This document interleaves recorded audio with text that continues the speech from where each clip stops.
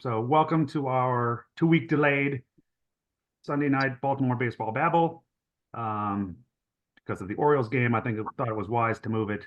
So hopefully that we got a nice, decent crowd tonight. So the only announcements I have upcoming is anybody who's local in the Baltimore area this coming weekend, the 14th.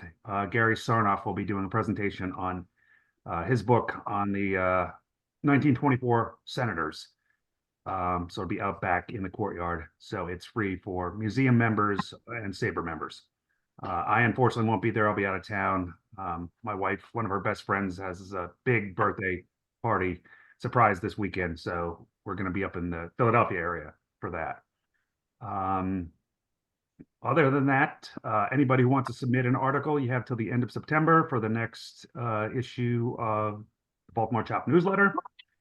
And Lawrence, if you're not a SABR member, send me your email info and I'll get you signed up. I am. Other than that, I will be quiet. Ask everybody who's not presenting to be on mute.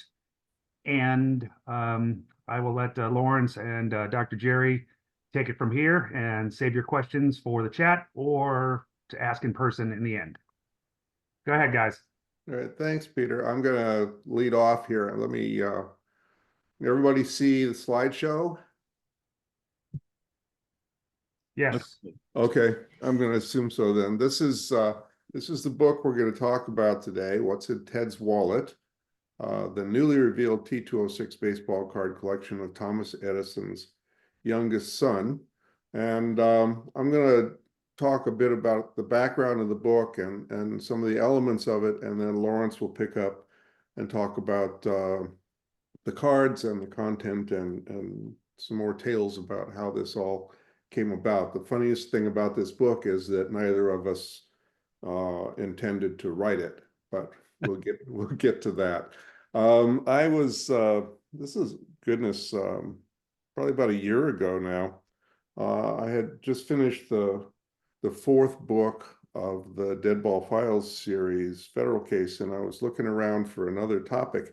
And I had done some work on Thomas Edison years ago in a very different context, and I wasn't really sure if it would fit into a baseball kind of theme or not. I wasn't sure if I was going to do another baseball book at that point, but I wanted to do something on Edison, and I started looking into them. There are tremendous resources available on Thomas Edison. There's an online digitized archive of thousands of documents up at Rutgers University. There are some other places where you can find some things.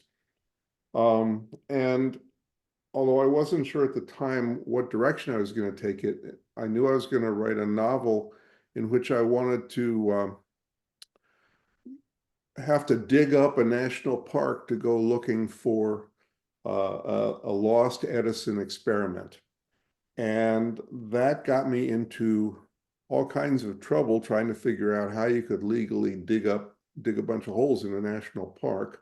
And while I was going through the archives, I came across an old 1885 letter that had been written to Edison from someone in Canada, suggesting that perhaps his incandescent light bulbs could be used to light baseball fields to allow for night baseball games. Nothing ever came of that.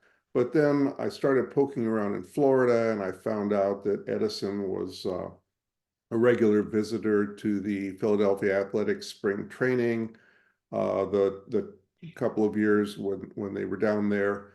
And so I was looking at Edison more in a baseball context. I came across an article that he wrote in the Palm Beach Post, of which this quote is a very short part. It's a fascinating article about his views on society and baseball, and on Ty Cobb, who he thought was a perfect role model for any young man who wanted to go into sports. A somewhat different perspective on Cobb than a lot of people had at that time. But it got me into the Edison milieu. And since I needed to find out how to dig holes in the national park, I needed to find out about the national park. And that took me here. This is a portion of the Thomas Edison National Historical Park in West Orange, New Jersey. This is the part that is the industrial and experimental laboratory. It's where the original Black Maria building for films was built and so forth. And at the back of this passageway on the left is the archive.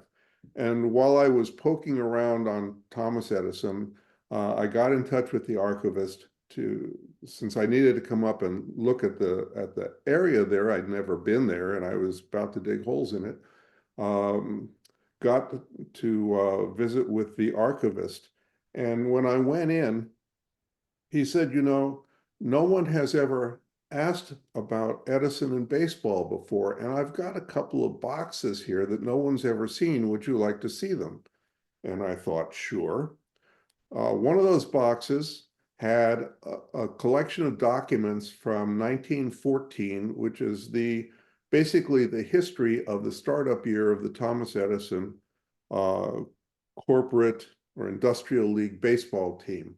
And I actually have an article summarizing what's in this archive that is in the August issue of the Inside Game from the Dead Ball Era Committee, which would have been out by now. I presume it'll come out in the next couple of days. But it's a kind of a fascinating view of how they got started, the problems they ran into, a lot of scheduling information and things of that sort. And that was one box. And the other box had 7 of these. You can see the 3-hole punches there along the left side of this the scan. It's a plastic page with 9 sleeves, and in each one is a T206 baseball card. There were 7 of these pages, 61 cards in all. And I said to the archivist, "Do you realize what you have here?" And he wasn't really into sports and sports cards.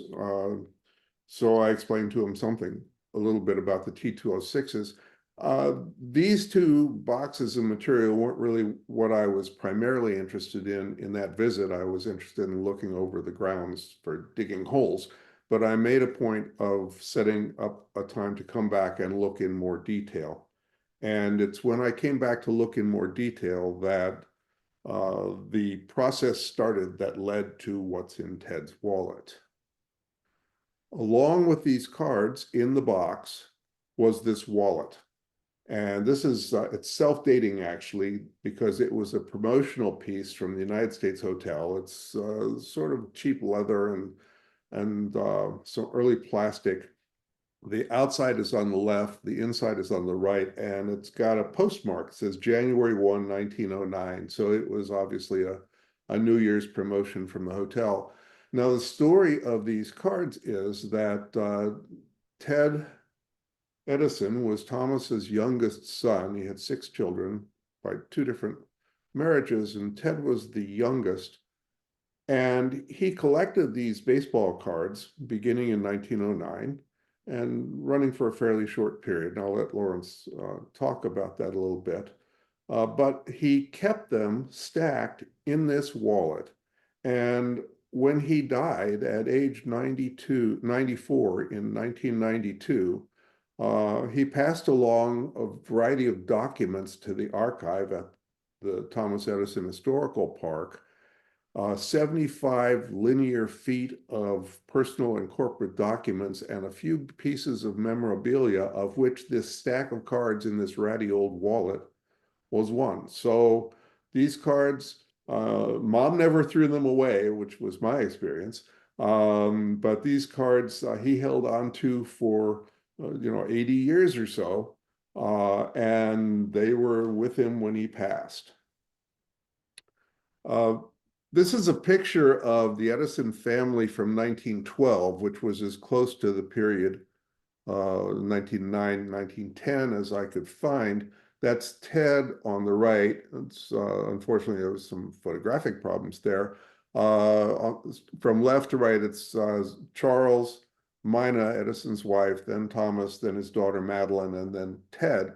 One of the things that Edison did was to sponsor an annual field day for the employees at the Edison Works, which had all kinds of sports activities in it, including baseball. It was in at a park that had grandstand like this, and I actually have we have some photos in the book, for example, showing Edison at about age 60 something throwing pitches on field day and facing live batters. So he was into this sport. This is the house, which is also part of the national park. It's called Glenmont. It's on a very lovely piece of land with a very large lawn in a neighborhood called Llewellyn Park, which was actually the first planned community, gated community in the United States. It's about a dozen miles west of New York City. And this is the second-story family room in the house. Ted's bedroom would have been down that hallway that you can see through the door and in a corner. But from the quote at the beginning, we know that Edison read a lot of newspapers. He read the sports pages. You can take a guess as to where he might have sat to do that. And it's not hard to see Ted spreading out his baseball cards and doing whatever game he wanted to do or trading he wanted to do here in the family room.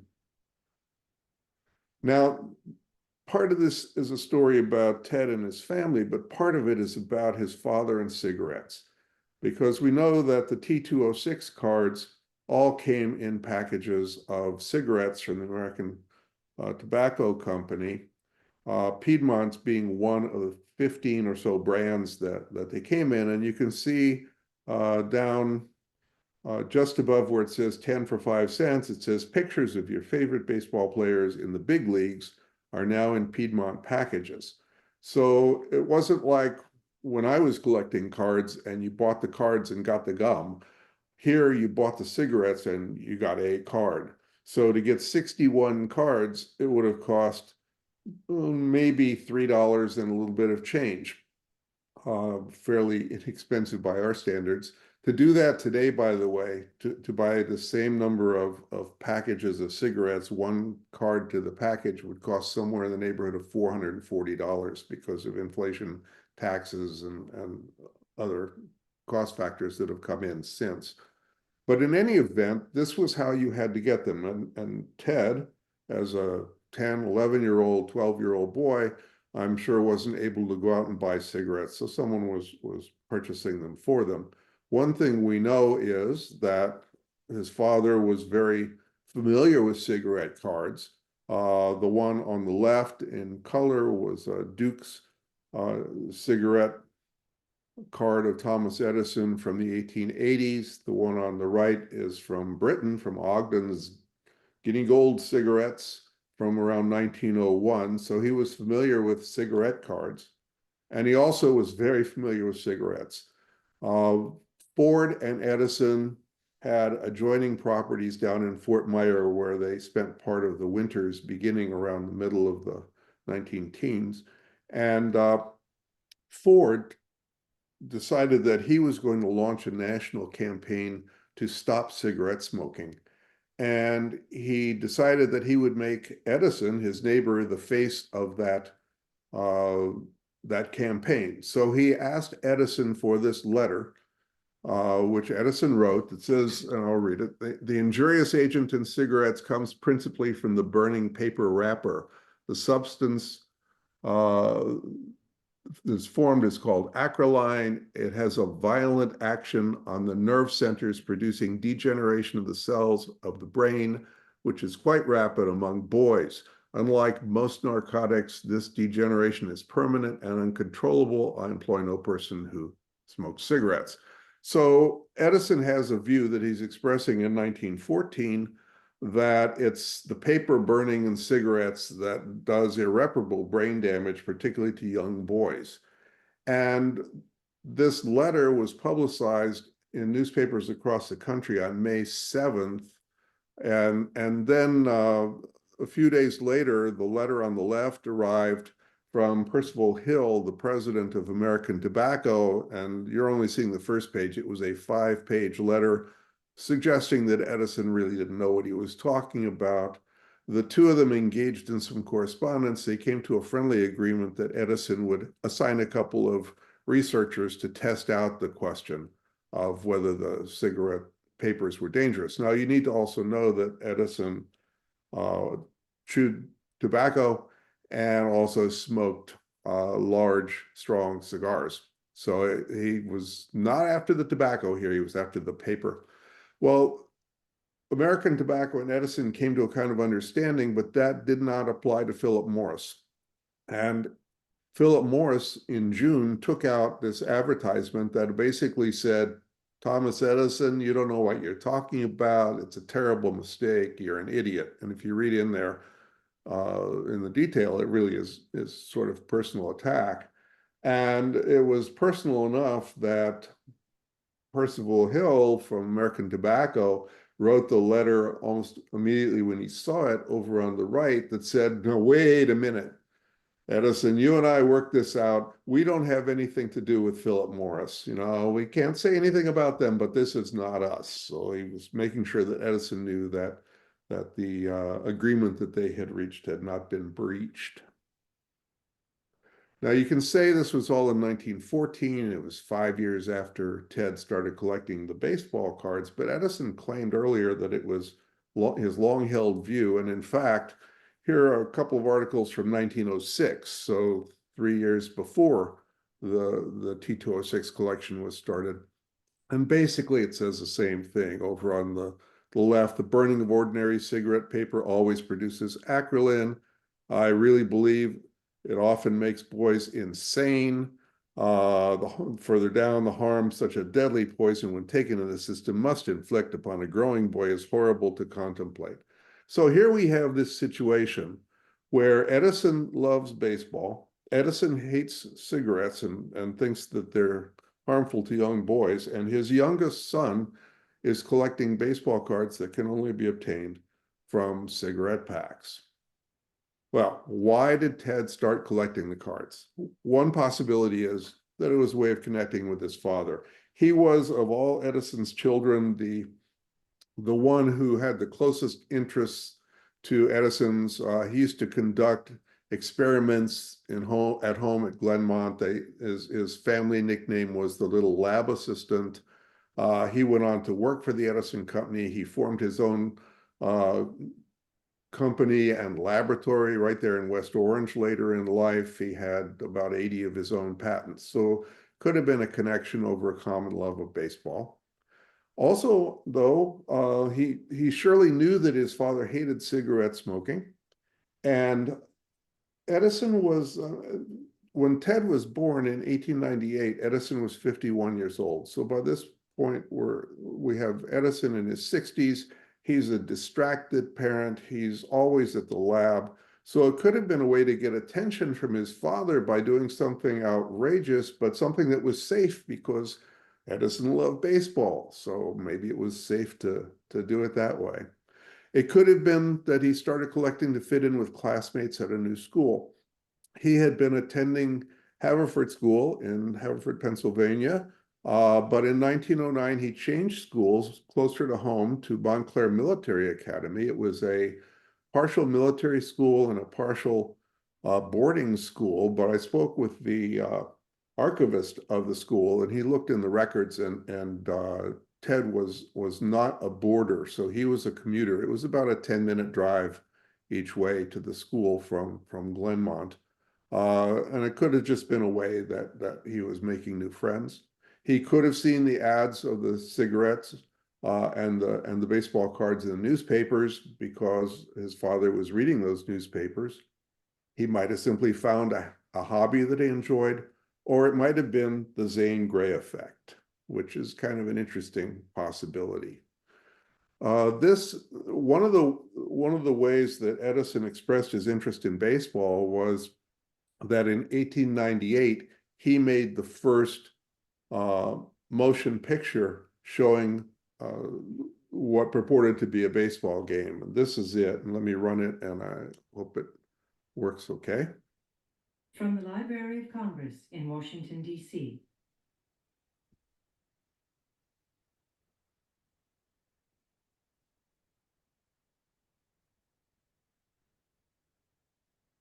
There's not a lot to it, but you have some batters pretending to bat and then run down to first base.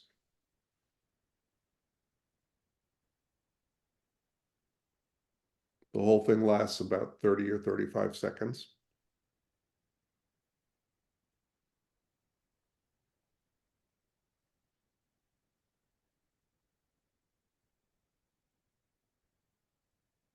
This has been a presentation of the Library of Congress. Visit us at loc.gov. Now, the interesting thing about this film in context is that that fellow on the left there is Zane Grey. Zane Grey was a baseball star at the University of Pennsylvania. He played professionally and semi-professionally a little bit.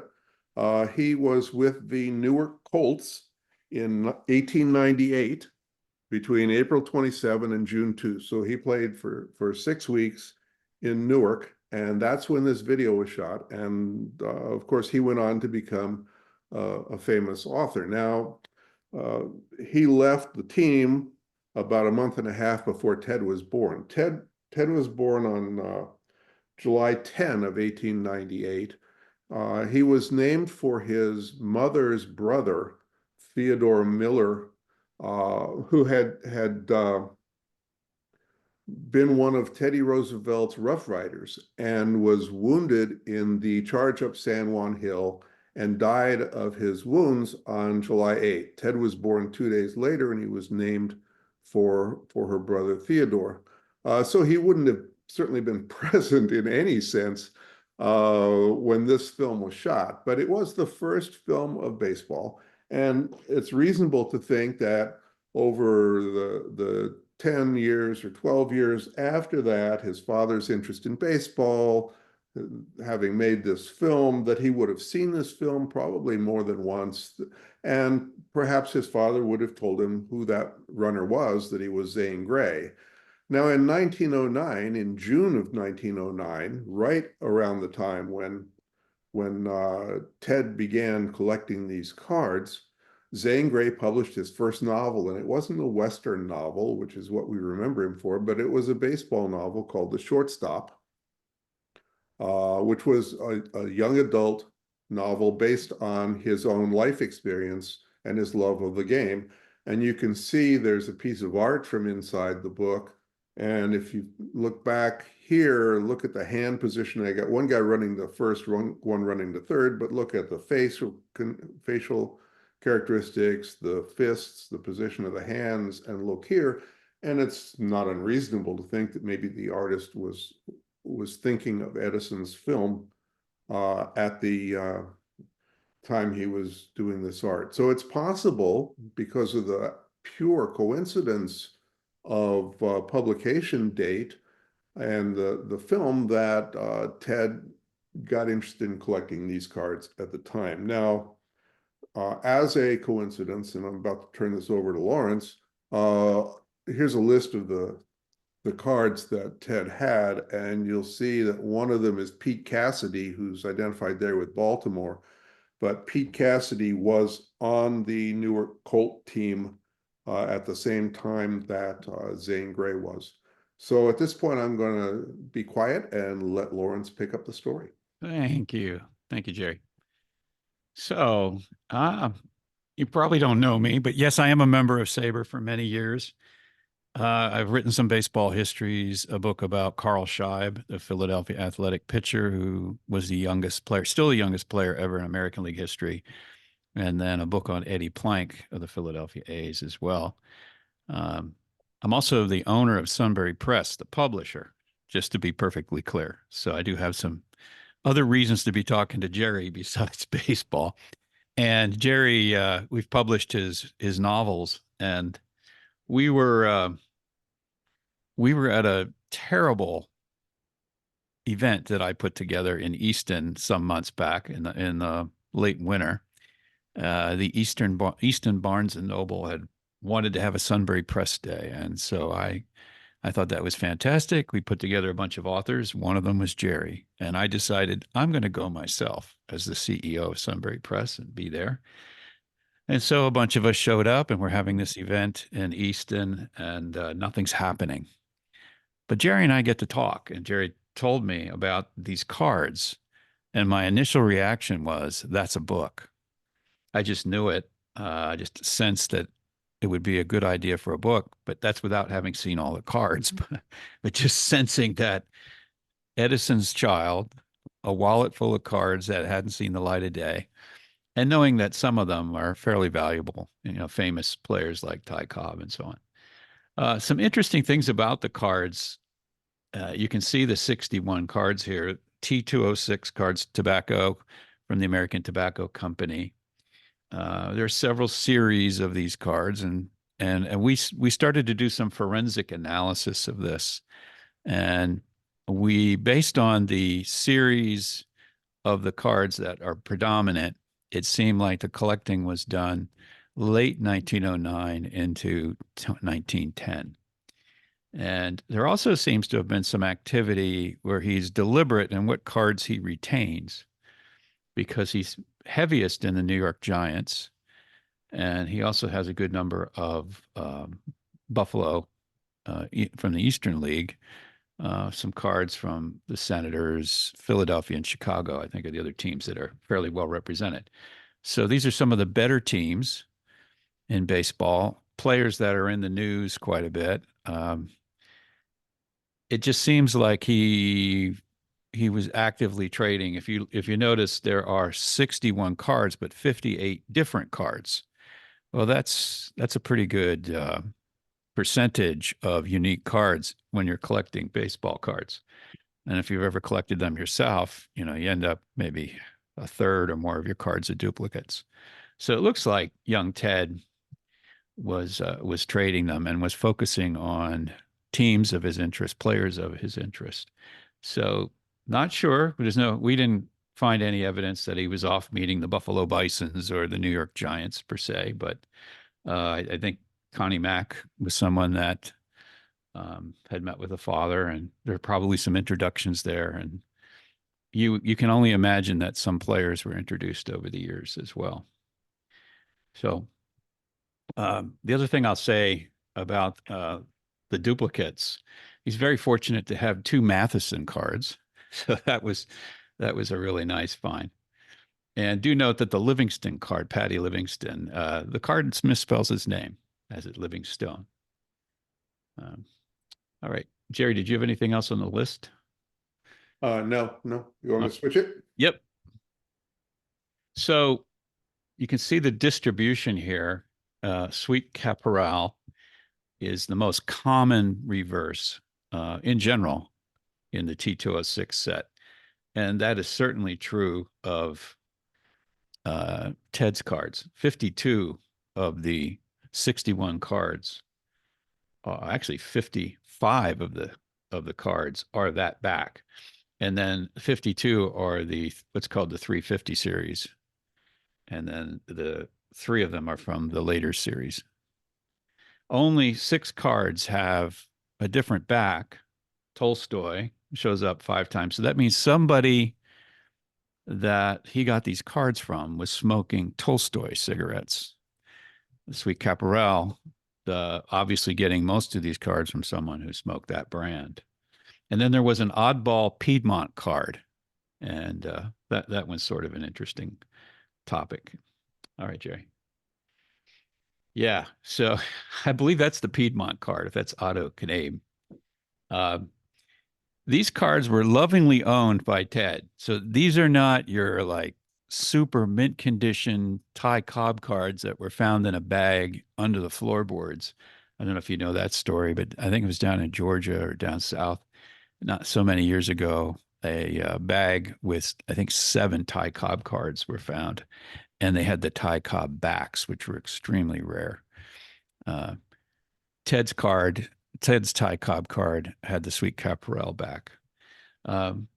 Most of the cards are what you would consider good condition. So maybe a crease, usually rounded corners, a little bit off center. this one shows, it almost looked like the dog got a hold of it or something, or it was crumpled up. But there's definitely evidence that he was taking these in and out of the wallet, maybe showing them, playing with them, trading them. And there were some games you could play with cards back then against one another with dice, to trade cards and maybe gamble a little bit with them. All right, next. So a good number of Hall of Famers. Here you can see one of the Mathesons on the right. And of course, Ty Cobb on the left, Walter Johnson in the middle. Johnson wasn't very famous quite yet at that point. Of course, Ty Cobb was, and Matheson, very, very well known. Some others, I think Mordecai Brown, Frank Chance, Huey Jennings. There's a few more that are in there as well. But it does seem to that, of course, there was no Hall of Fame at that time. Hall of Fame comes along later. But he does seem to have a higher number, a higher percentage of better players. He was either very lucky when acquiring these, or he deliberately traded for them, and ended up with two Mathesons, a Cobb, a Johnson, and so on. All right, next. So another thing that's really odd with this collection, and Jerry was the first to notice this, was the whole Merkle situation. So of course, Merkel's boner, an infamous play at the end of the game, near the end of the season, that forces a tie and a playoff game. And had Merkel not committed this mental mistake, I guess the Giants would have won the pennant. So you can see that in the collection that Ted collected players who were involved in that situation, including Merkel. And then the playoff game, he has Mordecai Brown, who I believe was the pitcher. Frank Chance was also on that Cubs team. And Jerry helped me out if you remember some other things about the Merkel game and the cards, but Only that it was, at the end of the 1908 season, and he started collecting the very next season, so it would have been top of mind. Right. And as anybody who's studied the history of the game in that era, that was all over the news for quite a bit. And the unfortunate thing about Merkel is that he really was a very smart guy, but he developed a terrible reputation after that. All right, next. So this led to our wonderful book, What's in Ted's Wallet. We take you through the history of Edison and his opinions about cigarettes, and Jerry's search in the archives, the discovery of the cards, sort of a cataloging of the cards, and analysis of them to get some meaning out of what was Ted doing. And then we give you 58 pages of each different player, a biography, just a short bio of them, and an actual representation of each card, scanned in as best as we could, showing them in their glorified condition. We haven't touched them up. They look just as they were found in the wallet, which I think, the story here, this is a 10, 11, 12-year-old boy and his baseball card collection, and stuck in an old wallet that somebody gave him from a New Year's Eve celebration. And so it certainly looks like, something that was in a kid's possession, maybe not in his hip pocket all the time, but he certainly had it out and used it and pulled these cards out and seemed to be very into them for a while. And then obviously keeping them until the end of his life is very remarkable. And the fact that we were able to look at them as like a time capsule of his childhood is really fascinating. So, Jerry? Yeah, the only thing I would add is that we essentially released the book at the Thomas Edison National Historical Park for their annual Edison Day event. And for that, they took some papers from the 1914 box, and then they took the entire set of baseball cards and put them on display. And we were there talking to people who came through, and they count these things.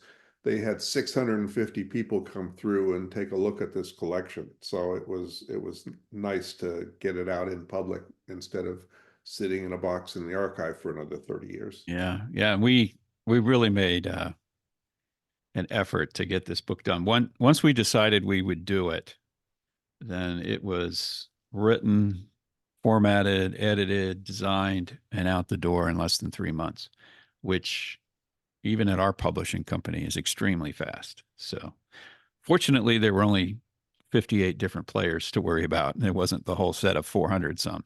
So that would have taken quite a bit more time. But it was a great project, a lot of fun. The book for the first month or so was at the top of the baseball card category. So that was fun to see. So gotten some decent feedback as well. So I guess any questions? Pete, should we stop sharing? Yeah, might as well stop sharing if you can. And that way people can Stop share there. Okay. can chat questions or speak out. Hey, Jerry, it's Paul Nielsen. How are you? I'm good. How are you doing, Paul? Oh, fine. In Des Moines, Iowa right now. I have a question. Did anybody do approximate valuation on any of these cards? Some of them did look in relatively good shape. I assume that there is some monetary value to some of these. Yeah. That's a two-part question. The first part is that because they are held by the National Park Service and the federal government, the government doesn't really like to have them evaluated. The second part is Lawrence was in the card business for a while. Why don't you pick that up? Yeah, so I agree with you. There are some remarkable cards there. There's no real rarities, but certainly the Cobb, the Mathesons, the Johnsons, the Hall of Famers, the most famous players, you can see them selling in the hundreds to low few $1,000s, depending on condition and the back and the factory they were made at. So those combinations lead to the relative rarity. And some collectors collect them that way. Others just go for the, who's on the front. But yeah, we did not put valuations in the book out of respect for the National Park Service. And it's a nice collection.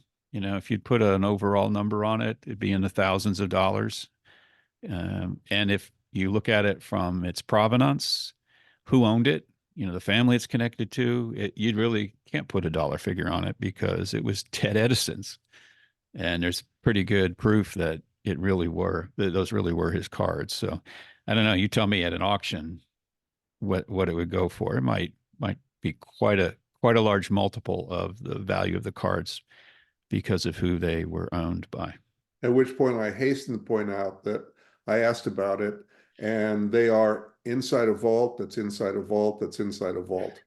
Yeah. In case anybody's watching who's not with us right now. Right. And guarded by armed guards as well. And dogs. Yes, there you go. I assume the Wagner card was already pulled, or he was just not lucky enough to get it. Jerry brought that one home. Yeah, we sneaked that one on. Yeah, there used to be 62. No Wagner, no Plank. Yeah.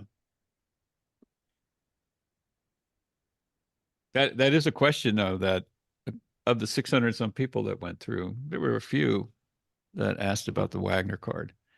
Yeah.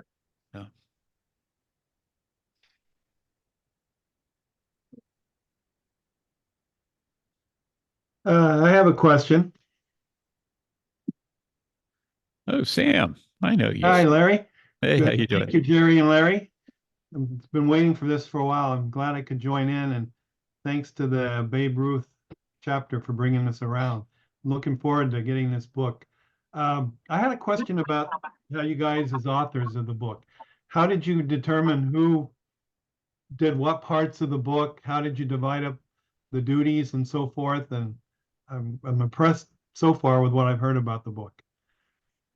Yeah, that's a great question because I pretty much said, "This is a book." And Jerry's like, "What? Really?" And I said, "Yeah." And I was one of the things and you know this, Sam, because you also have been published by us. I often in my newsletters will talk about telling my fiction writers that if you wrote nonfiction, you might sell some more books. It's a little bit easier to get people interested in nonfiction. So I think, Jerry, you and I went back and forth on a concept, like what would we include? What would we have to research? And you already kind of had all the Edison stuff mostly figured out. So then it was, who knows about the baseball cards? And we talked about that, maybe finding someone else who could help us out, maybe give us some valuations. Then we found out the whole valuation wasn't going to be possible because of the position of the National Park Service. And I thought, okay, well, this is more just documentation. So I'm about to be a PhD in history. Jerry's got his PhD in political science. And, we know how to do research and write. So I think it was a natural division because you already had the Edison stuff in mind and maybe a few questions you needed to answer. I had a background in selling baseball cards and collecting them, and very interested in the T206 series. Plus, I had written a book on Eddie Plank, one of the famous cards in the T206 series. I didn't focus on the baseball card, but I wrote a whole chapter of the book about those cards and why Planck's is scarce. So I already had some research on that I had done personally. So we divided it up. I think Jerry did most of the writing.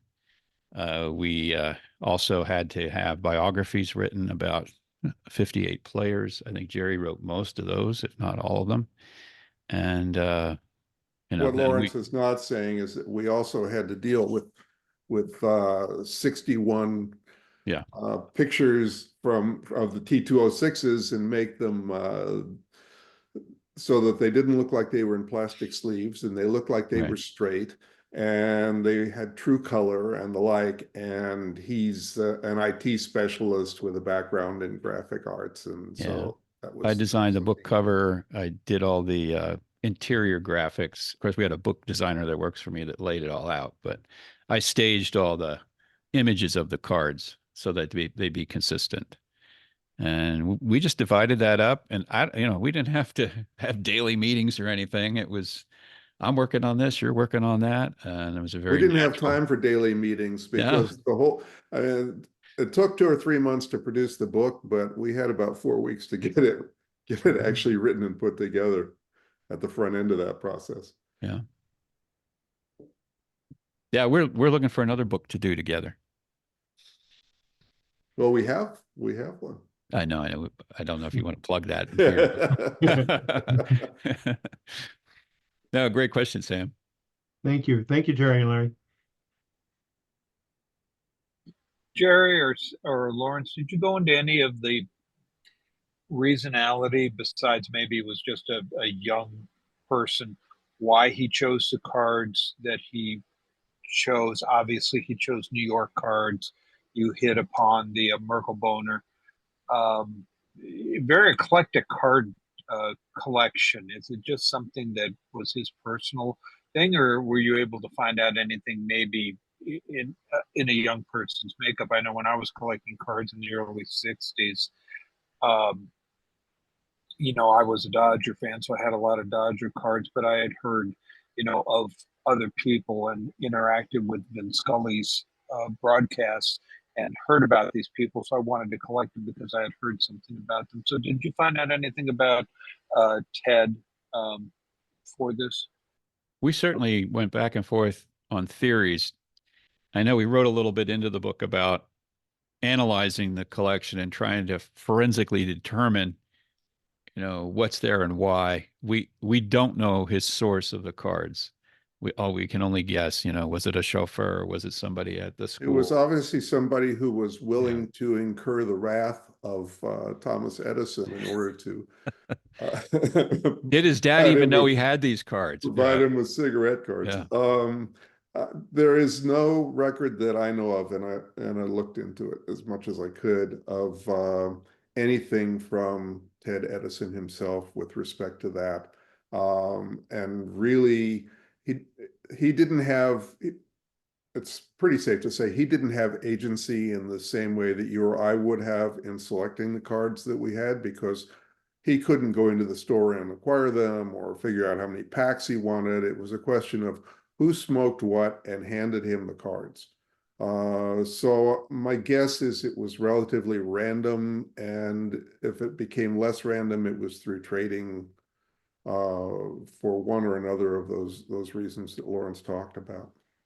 On these packs of cigarettes that had the cards, were the cards turned out or turned in, so you didn't know what card you were going to get when you bought the pack of cigarettes? These were boxes, and the cards were inside the boxes. They had typically 10 cigarettes, maybe with a foil wrapper around them, and then the cards would be somewhere in the box, but there was no view of who was in there.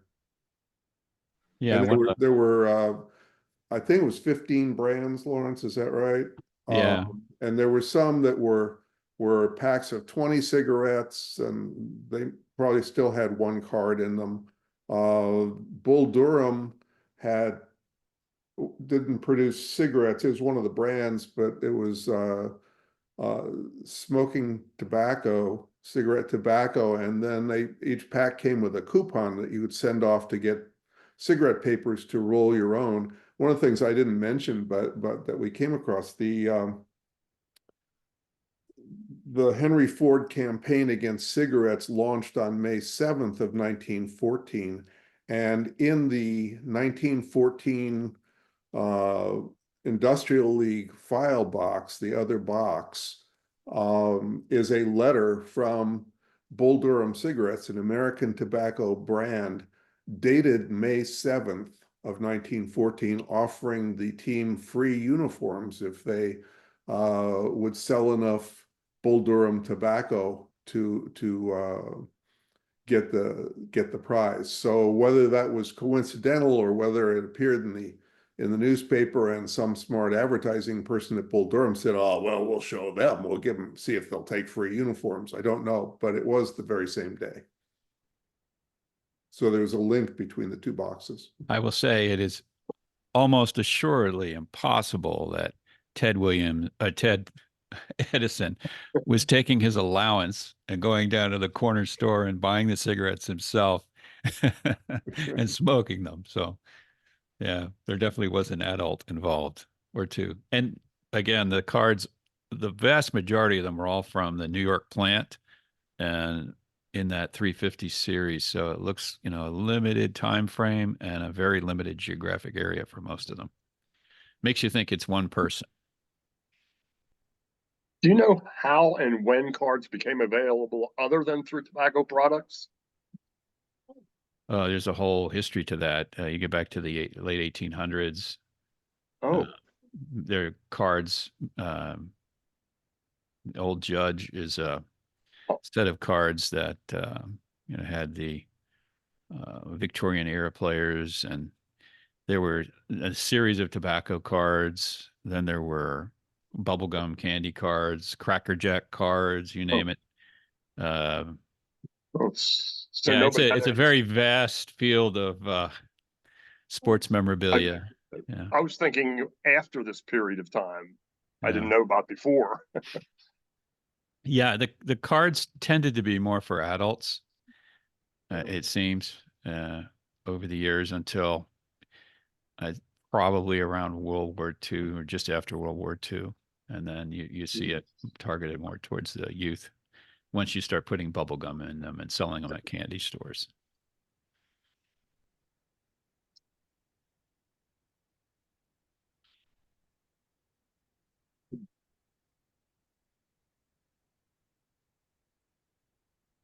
Anybody else? Questions?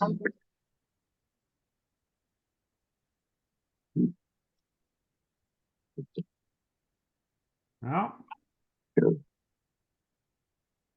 Well, Lawrence, you're on our roster. I just checked, so very good. Thank you. All right, good. Awesome.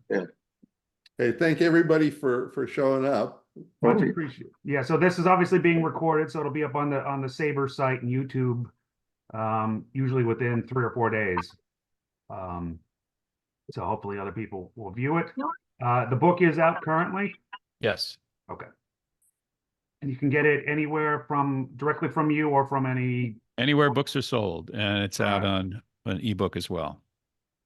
Excellent. Well, I'll probably get it later in the year because I'm on a backlog right now. So, these SABR authors are constantly producing stuff. So, But It's a wait a minute, great- we're going to have more books for you later in the Yeah. year. I'm not going anywhere. So, It's a great and Christmas gift neither to is your our card chapter. collectors. So, Yeah. you guys are welcome to come back anytime. right. As you know, we're booked through December, but I'll probably send an email out for next year for probably in maybe October, November, and start signing people up for for the in-person one at the museum, or obviously our 2 monthly Zoom calls. So, All right. Well, thank you. so greatly appreciated. Nice to meet you officially, Lawrence. Yeah. Jerry, Jerry knows this. I actually went to GW, even though I wasn't in his field of expertise and study. He was in political communication type stuff. So, but we share that in common. Yeah. So. And Paul is a refugee from the Babe and Bob breakfast. It's good to see you. I'll be back eventually. It's always the summer between the Orioles games and the museum duties. It gets difficult. So. Got a visitor behind you there. So, appreciate it. Nice to see you, Sam, and Paul. Likewise.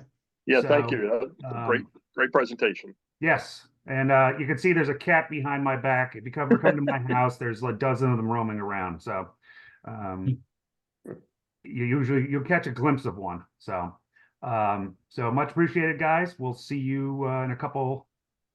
Whenever our next Zoom call is, will be we're early September, so the last Sunday of September when the Orioles are on the road at Minnesota. So, we're still a half game back. So hopefully, I think we go to Boston next, right, Jeff? Yes, yeah. Yeah. And then we have 6 games against the Tigers in like an 8-day period. So maybe I don't know if that's going to help or hurt. So Yeah. We got the Giants in there too. Yeah, Giants part of the next homestand. So Good I luck. don't know what to think right now. I'd like to see a repeat of the '83 World Series, but with a different outcome. I also don't think either of the clubs we're talking about are going to advance past the first round. So, all right. I agree. I will say this: if the Orioles, once they're eliminated, and I usually go for the AL unless it's Boston, I would like to support Cleveland since they have the longest drought. So, but that's just me. And of course, I'm married to a Philly girl, so she has different thoughts. And I can badmouth her since she's not here right now. So. Peter, you should just be glad that Tom Steach isn't on this particular call, or you would have opened my God. the Tom and between the history of Cleveland, Jeez. that guy knows everything about Cleveland. Like you think he was mayor. And on top of that, Croatia. he'll go into his why they should still be Indian story. So It recite you the I still call them that. well, if they still sell Indians merchandise, it's not like you're going to buy a Guardians jersey that says Tommy on the back or Bob Feller. So right, that'd be weird. But we can debate this to the end of time. You guys know that. SABR people can talk forever. But appreciate everybody's time, and hopefully we'll see you at the next time around. I'm going to send an email out tomorrow about Gary Sarnoff's presentation on this coming Saturday, which is in person. And other than that, enjoy September, and at least in Baltimore we have much cooler weather, so I'm happy for that. I don't have to run my AC as much. All right. So, good night, everybody. Thanks. Good night. Good night. Thank you, Good night, Peter. everyone. Take care. You too. Bye.